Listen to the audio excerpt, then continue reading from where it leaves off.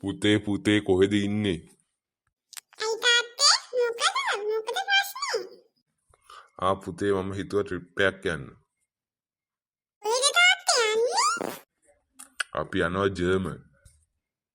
අනේ තාත්තේ මම සඳුන් අයියටත් එන්න කියලා කියන්නද යන්න? හරි පුතේ කියන්න. තාත්තේ සඳුන් අයියා යන්න ආවා. ඕකත් එක්ක තනියම මෙහෙම කොහෙවත් යන්නේ. අහුමුළු ගානේ. අනේ තාත්තේ සඳුන් අයියා මාව බඳින්න ඉන්නේ. එයාට ඇහිවා ඔම කියන්න එපා. හරි දැන් ගිහින් නිදා ගන්න.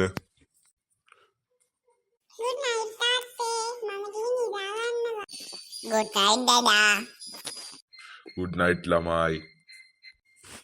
පුතේ දොර වහන්න. හරි තාත්තේ මං දොර වහලා ආවේ.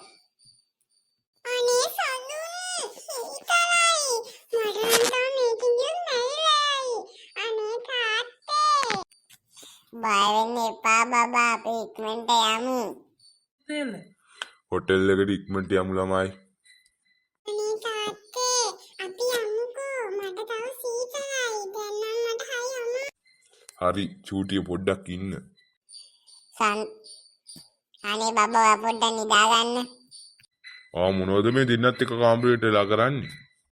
අනේ තාත්තේ මම මේ සුදු අම්මියට නිදා ගන්න කිව්වා.